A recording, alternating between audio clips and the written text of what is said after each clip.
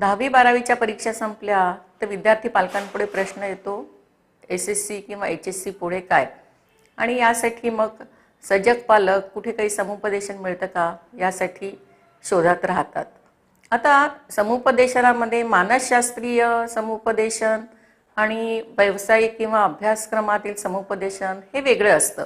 खूप जणांचा मानसशास्त्रीय समुपदेशन आणि अभ्यासक्रम किंवा व्यावसायिक समुपदेशन यामध्ये गोंधळ होऊ शकतो. आणि यासाठी व्यवसाय निवडीवर परिणाम करणारे नेमके कोणते घटक आहेत हे आपण पाहूया.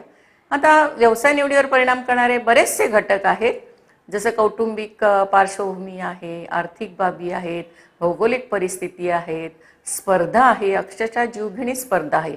पण या ठिकाणी आपण मानसशास्त्रीय घटक विचारात घेणार आहोत. आता मानसशास्त्रीय घटक म्हणजे कोणते?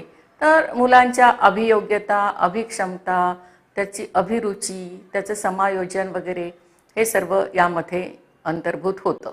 व्यवसाय किंवा अभ्यासक्रम निवडताना त्या क्षमताबरोबर, त्या क्षेत्रातील क्षमताबरोबर काही कौशल्यही आवश्यक असतात. किंबहुना असं म्हणता येईल की ह्या क्षमता जर असतील तर आपल्याला त्या क्षेत्रातील कौशल्य विकसित करता येतात.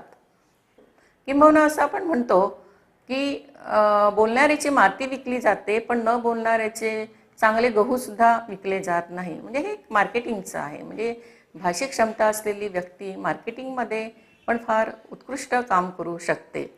त्याचप्रमाणे ज्याची अवकाश क्षमता चांगली आहे अशी व्यक्ती architecture, interior decorator and designing या क्षेत्रामध्ये चमकू शकते.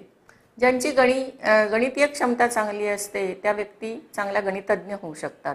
म्हणजेच अभियोग्यता, अभिक्षमता, व्यक्तीची अभिरुची, त्याचं व्यक्तिमत्व, समायोजन हे जे सर्व काही आहे हे व्यवसाय निवडीमध्ये फार महत्त्वाच्या भूमिका बजावतात. आता असा प्रश्न उपस्थित होतो की हे सर्व आपल्याला मोजता येतं का? याचं मापन करता येतं का? तर याचं उत्तर आहे होय. या सर्व गोष्टींचं आपल्याला मापन करता येतं, तेही मानसशास्त्रीय कसोट्यांच्या सहाय्याने. या कसोट्या देऊन व्यक्तीचे एक त्रिमितीय चित्र आपल्याला उभं करता येतं.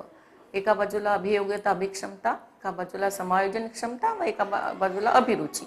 आणि ह्या चित्रातून व्यक्तीच्या निवडीला खूप चांगल्या प्रकारे मदत होऊ शकते. व्यक्तीच्या अंगी असलेल्या मूलभूत क्षमता ह्या सर्वांकडे सारख्या प्रमाणात नसतात. तसेच एका व्यक्तीच्या अंगी अनेक क्षमताही असू शकतात. या क्षमताचे मापन GATB general aptitude test battery ह्या मानसशास्त्रीय कसोटीद्वारे केले जाते. त्या कसोट्या आहेत name comparison, arithmetic computation, 3 dimensional space visualisation, vocabulary in English किंवा verbal English, verbal Marathi, tool matching, form matching, arithmetic reasoning आणि NVR non verbal reasoning. Non verbal reasoning ही सर्वसाधारणपणे अभाषिक बुद्धिमत्तेची टेस्ट समजली जाते. या व्यतिरिक्त याच्यामध्ये 3 आणखीन तुमच्या स्पेशल ॲप्टिट्यूड्स मोजण्याच्या टेस्ट आहेत. म्हणजे तुम्ही हाताची हालचाल किती जलद प्रकारे करू शकता ह्या पाहणाऱ्या या टेस्ट आहेत. AC आणि AR या चाचण्यांनी गणितीय क्षमता मोजलेल्या जाते. AC म्हणजे अरिथमेटिक कॉम्प्युटेशन, यामध्ये आकडेमोडीचा भाग येतो गणितीय. आणि AR म्हणजे अरिथमेटिक रिझनिंग, यामध्ये तुमची तर्कशुद्ध विचारसरणी आहे याचा अंतर्भाव होतो. उदाहरणार्थ समजा आपण गणितातले एखादे लेखी समीकरण घेतले तर त्या लेखी समीकरणामध्ये तुम्हाला बुद्धिमत्ता वापरून ते प्रथम मांडावे लागते आणि नंतर ते सोडवावे लागते. आता या ठिकाणी गणित मांडण्यासाठी तुम्हाला बुद्धिमत्तेचा किंवा लॉजिकल थिंकिंग, तर्कशुद्ध विचारसरणीचा वापर करावा लागतो व ते सोडवण्यासाठी कॅल्क्युलेशन किंवा आकडेमोडीचा वापर करावा लागतो. काही विद्यार्थी बुद्धिमत्तेचा वापर करून समीकरण चांगल्या प्रकारे मांडतात, परंतु त्यांना पुढे मांडलेले समीकरण सोडवण्यामध्ये अडचण येऊ शकतात. याचा अर्थ असा की त्यांचं कॅल्क्युलेशन किंवा आकडेमोड ही कमकुवत आहे. परंतु काही विद्यार्थी मांडलेले गणित चांगल्या प्रकारे सोडवतात, परंतु त्यांना गणित विचार करून मांडणे कठीण जाते. आता या ठिकाणी काहींचा AR कमी असतो तर काहींचा AC कमी असतो.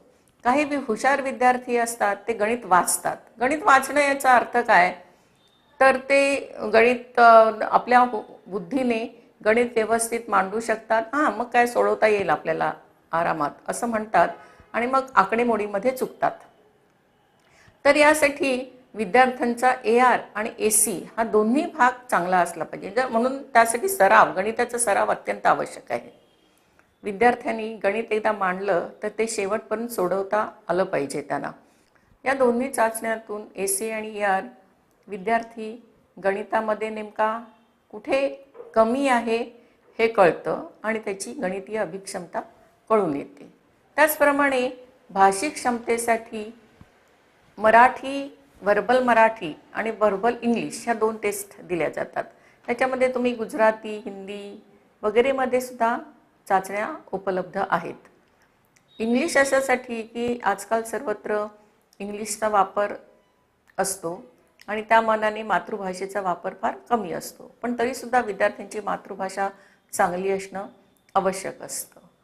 त्याचप्रमाणे अवकाश क्षमता मोजण्यासाठी 3 डायमेन्शनल स्पेस व्हिज्युअलायझेशन ह्या चाचणीचा वापर करतात. नंतर परसेप्च्युअल ॲबिलिटी किंवा ज्याला आपण अवबोध क्षमता म्हणतो ती मोजण्यासाठी NC त्याचप्रमाणे TM, FM ह्या चाचण्यांचा उपयोग होतो.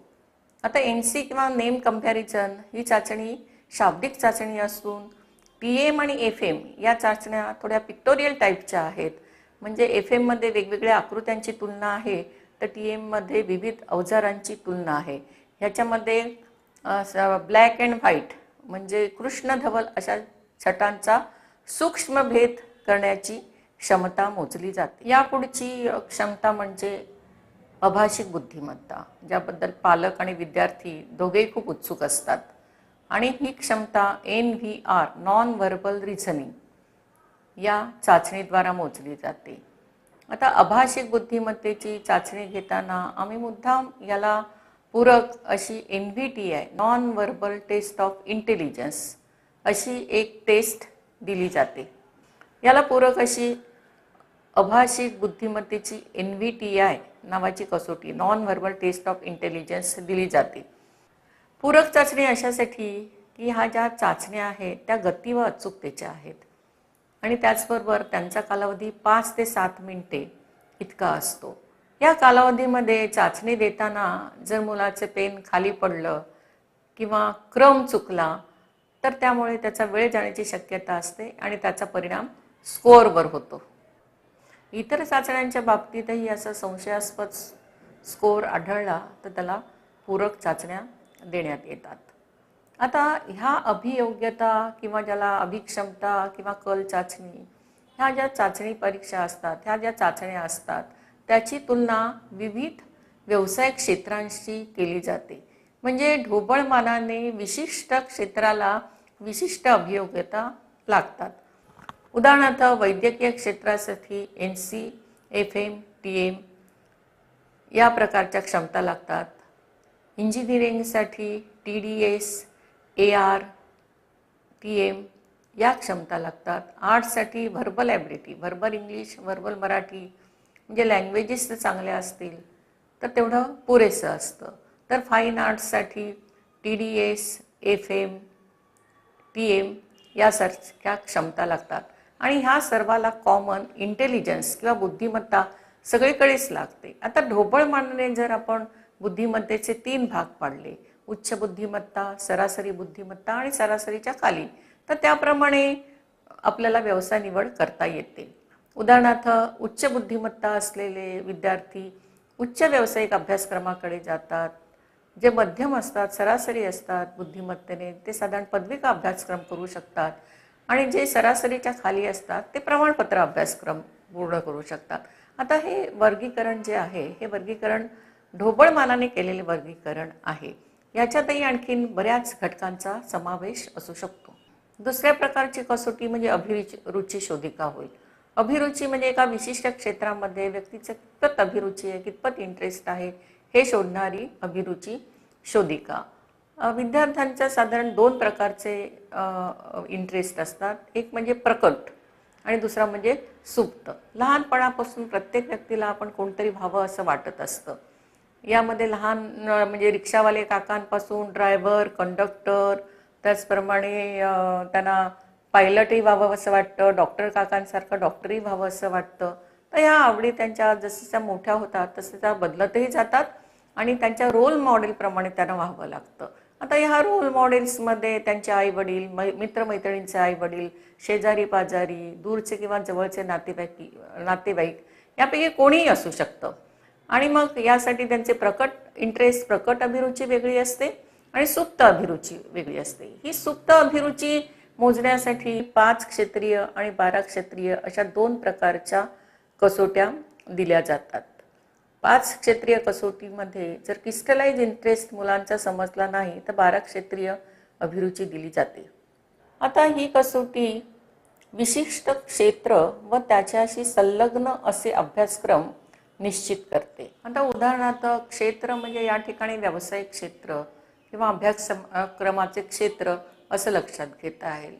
उदाहरणार्थ वैद्यकीय क्षेत्र, यामध्ये केवळ वैद्यकीय किंवा MBBSचे अभ्यासक्रम येत नसून संलग्न अभ्यासक्रमही अंतर्भूत होतो. यामध्ये BAMS, BHMS, BUMS, BDS, physiotherapy, occupational therapy, audiology and speech therapy इत्यादी अभ्यासक्रम अंतर्भूत होतात. अभियोग्यता व अभिरुचीनंतर तिसरा महत्त्वाचा घटक आहे व्यवसाय निवडीमध्ये, तो म्हणजे व्यक्तिमत्व किंवा समायोजन.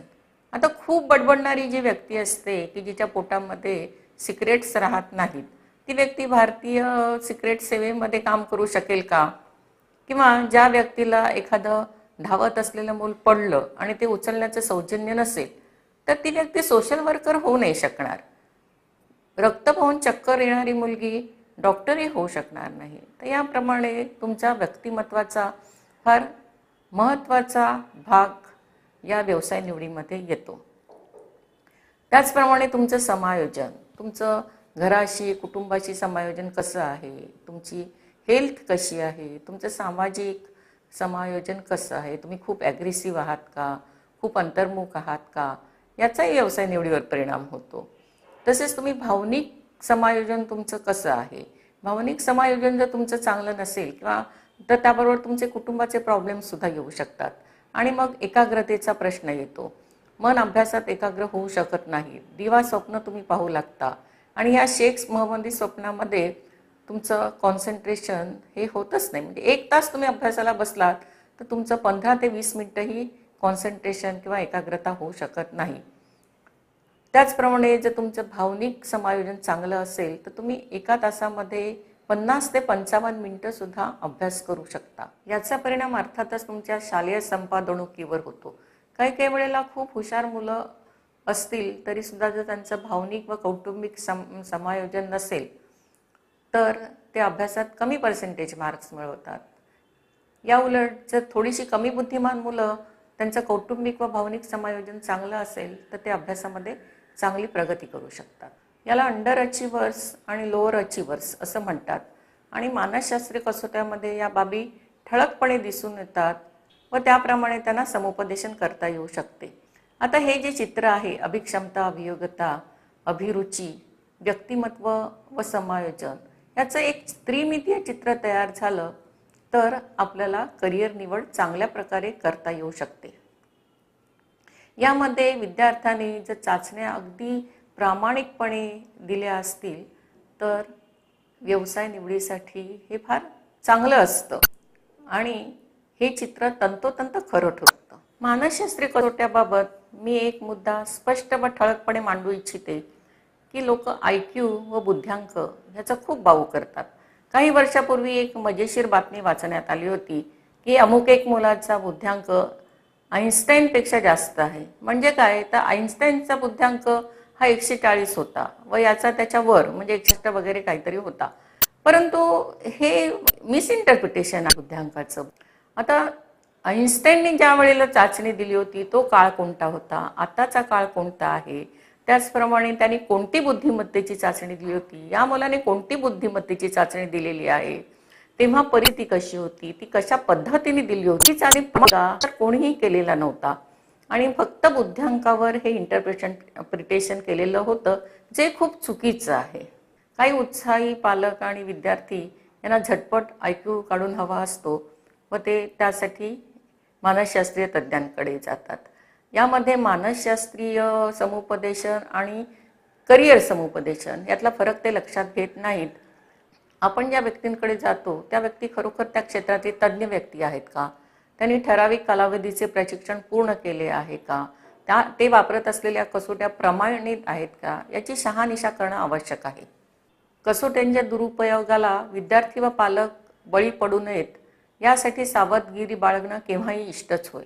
दुसरी महत्त्वाची बाब म्हणजे या मानसशास्त्रीय कसोट्या विशिष्ट अभ्यासक्रम निश्चित करत नाही, तर अभ्यासक्रमाचे क्षेत्र निश्चित करतात.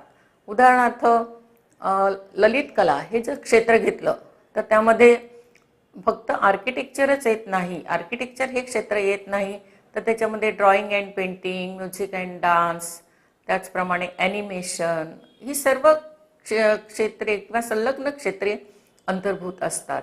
आणि अर्थातच क्षेत्र निश्चिती ही सुद्धा एक महत्त्वाचीच बाब ठरते. व्यवसाय मार्गदर्शन व समुपदेशन ही प्रदीर्घ अशी प्रक्रिया आहे. यामध्ये विद्यार्थी पालकांशी सुसंवाद प्रस्थापित करणे, त्यांच्याशी प्रदीर्घ चर्चा करणे, त्याचप्रमाणे मानसशास्त्रीय कसोट्या विशिष्ट परिस्थितीमध्ये योग्य पद्धतीने देणे, या सर्व प्रक्रिया अंतर्भूत होतात. काही अगदी थोडे विद्यार्थी असतात की त्यांची आवड निवड लक्षात घेऊन त्यांनी विशिष्ट असं क्षेत्र किंवा अभ्यासक्रम निश्चित केलेला असतो व त्याचा त्यांनी अगदी प्रयत्नपूर्वक व सातत्याने पाठपुरावा केलेला असतो. त्यांना या कसोट्यांची आवश्यकता भासत नाही, परंतु त्यांना वर्ल्ड ऑफ वर्कची माहिती किंवा व्यवसाय जगताची ओळख करून देणं हे महत्त्वाचं असतं. त्याचप्रमाणे करिअर एक्सपोजर देणं महत्त्वाचं असतं आणि याला कसोटी विरहित मार्गदर्शन असं म्हणतात. परंतु ज्या विद्यार्थ्यांच्या मनात खूप करिअरविषयी गोंधळ आहे आणि त्यांना काहीच नक्की ठरवता येत नाही, अशा विद्यार्थ्यांसाठी मात्र मानसशास्त्रीय कसोट्या देऊन त्यांचं क्षेत्र निश्चित करणं ही निश्चितच महत्त्वाची बाब आहे.